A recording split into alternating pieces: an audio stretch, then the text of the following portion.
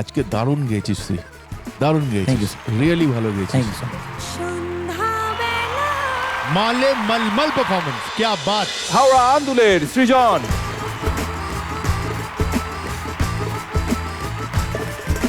तू ही तू सतरंगी रे, तू ही तू मनरंगी रे।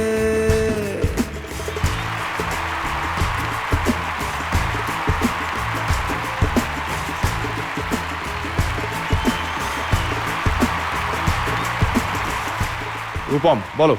আমাকে এটা বলতেই হবে যে ওকে, ওর কাছ থেকে যে ব্যালেন্সটা আমি আশা করি সেটা আজকে ও পরিপূর্ণভাবে দেখিয়েছে। এবং এটা আমার খুব ভালো লাগছে যে জাস্ট ওর আগের পারফরমেন্সেই বা তার আগের পারফরমেন্সেই আমি ওকে বলেছিলাম কথাটা, ও সেটা শুনেছে, ও সেটা করে দেখিয়েছে। এটা কিন্তু ও যে আমাকে যে গুরুত্বটা দেয়, মানে গুরু বলে ডাকে, মানে গুরুত্ব দেয়, সেটার প্রমাণও দিল। কাজেই এটার জন্য আমি আলাদা করে ওকে ধন্যবাদ জানাচ্ছি। আর একটু প্রশংসা করতে চাই, ওর গলার ওজন খুবই ভালো এবং সেটা ও বারবার প্রমাণ করছে। এবং আজকে যেটা স্পেশাল দেখলাম, যেটা এর আগে অতটা লক্ষ্য করিনি ওর মধ্যে, সেটা হলো যে যেটা আমি আয়ুষের ব্যাপারে বলে থাকি, প্রত্যেকটা শব্দকে আলাদা করে গুরুত্ব দিয়ে সেই শব্দগুলোর মানে বুঝে সেটাকে উচ্চারণ করা, সেটা আজকে কিন্তু সৃজন করে দেখিয়েছে।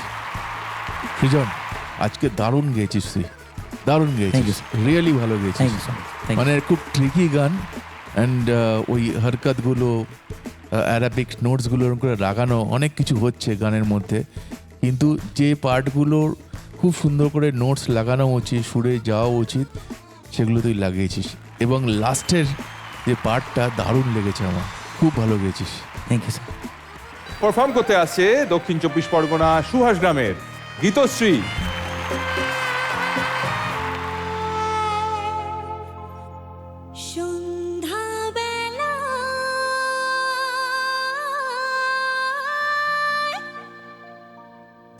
তুমি আমি বসে আছি দুজনে, তুমি বলবে আমি শুনবো, তুমি বলবে আমি শুনবো, তুমি বলবে সন্ধ্যাবেলা।